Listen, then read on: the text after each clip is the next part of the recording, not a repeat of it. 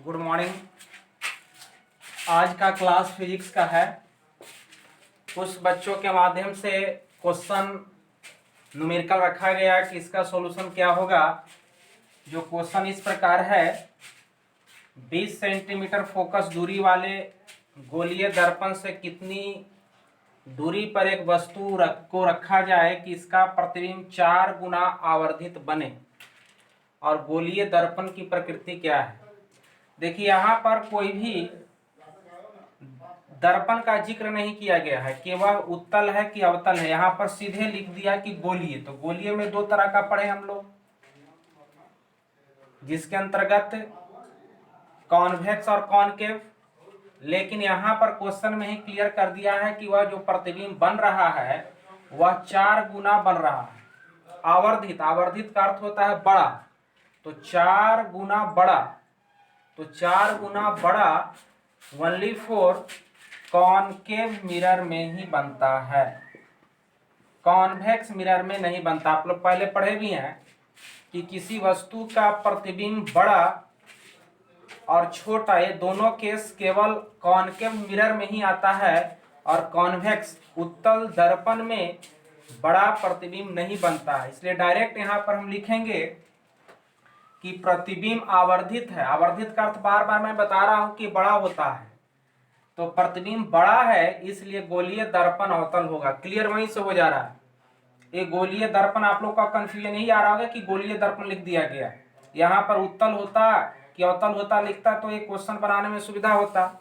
लेकिन गोलीय दर्पण तो इसकी प्रॉपर्टी से हम लोग लेंगे। लिख दिया कि 4 गुना बड़ा, वस्तु से उसका प्रतिबिंब 4 गुना बड़ा, तो 4 गुना बड़ा बनेगा ओनली फॉर कॉनकेव मिरर अवतल दर्पण में। इसलिए हमने लिख दिया कि प्रतिबिंब बड़ा है, इसलिए गोलीय दर्पण अवतल होगा। दिए गया है यहाँ पर मेन फोकस लेंथ एफ, एक हमने रफ किया यहाँ पर कॉनकेव मिरर का।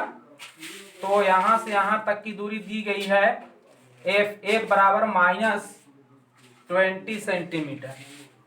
फोकस दूरी दे दिया गया है कि 20 सेंटीमीटर फोकस दूरी वाले, यानी फोकस दूरी 20 सेंटीमीटर, तो माइनस होगा क्योंकि रेफरेंस पॉइंट के लेफ्ट साइड है। आई यहाँ पर दिया गया है कि इसका प्रतिबिंब 4 गुना आवर्धित, आवर्धित में बड़ा, तो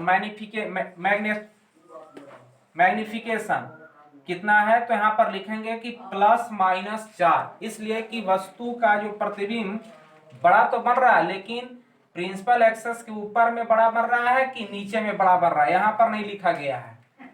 इसलिए यदि ऊपर में होता, वस्तु के ऊपर है, यदि प्रतिबिंब ऊपर में ही बनता तो प्लस यहाँ पर 4 होता, लेकिन वस्तु ऊपर में है, यदि इसका प्रतिबिंब नीचे में बनेगा तो माइनस होगा। तो यहाँ पर जिक्र नहीं किया गया है कि प्रतिबिंब आभासी है कि वास्तविक है, इसलिए दोनों केस हमको यहाँ पर लेकर चलना होगा। इसलिए हमको +-4 लिख दिया। 4 गुना था इसलिए +-4 कर दिया। जब प्रतिबिंब सीधा है तो उसका आवर्धन m बराबर +4 होगा। जब प्रिंसिपल एक्सेस के ऊपर में होता तो +4 होगा।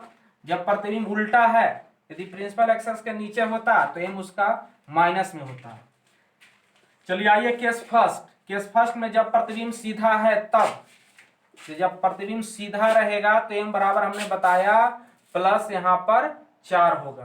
तो m बराबर ऑलरेडी पहले भी हम लोग वेरीफाई कर चुके। m बराबर वेरीफाई हमने किया था, m बराबर -v/u। इस फार्मूला का यहाँ पर हमने नोट किया, नोट करके इक्वल +4 क्रॉस मल्टीप्लीकेशन किया। क्रॉस मल्टीप्लीकेशन करने v बराबर -4/u। अब यहाँ पर दर्पण सूत्र रखा हमने, दर्पण सूत्र ये हुआ 1/u, ज्यों करते हो रखा। v के जगह पर हमारा -4u है, -4u रखा। यहाँ पर f का वैल्यू हमको पता है, रख दिया। इसका सिंप्लीफाई किया, सिंप्लीफाई करके u का वैल्यू मेरे पास आ गया -15 सेंटीमीटर। तो -15 सेंटीमीटर आता है, दैट मीन्स दर्पण के सामने 15 सेंटीमीटर पर वस्तु रखी गई थी, तब उसका इमेज प्रतिबिंब सीधा बनेगा, प्रिंसिपल एक्सेस के ऊपर में बनेगा, वो 4 गुना होगा। केस 2 को ध्यान दीजिए, प्रतिबिंब उल्टा रहेगा। जब उल्टा, दैट मीन प्रिंसिपल एक्सेस के नीचे, प्रिंसिपल एक्सेस के नीचे रहेगा तो m क्या हो जाएगा, -4 होगा। m -4 होगा तो m बराबर हम ऑलरेडी पहले जान चुके हैं -v/u बराबर -4।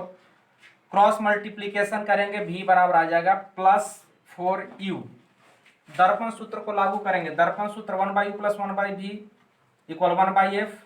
1/u ज्यों करते हुए छोड़ा, v का वैल्यू मेरे पास आ गया 4u रख दिया, f का वैल्यू पता है, f का वैल्यू यहाँ रख दिया। इस तरह से हमने करके कैलकुलेशन करके u का वैल्यू हमने निकाल लिया, तो u बराबर आ गया -25 सेंटीमीटर। अतः वस्तु दर्पण के सामने 25 सेंटीमीटर की दूरी पर रखा गया है। 2 केस यहाँ पर आ गया।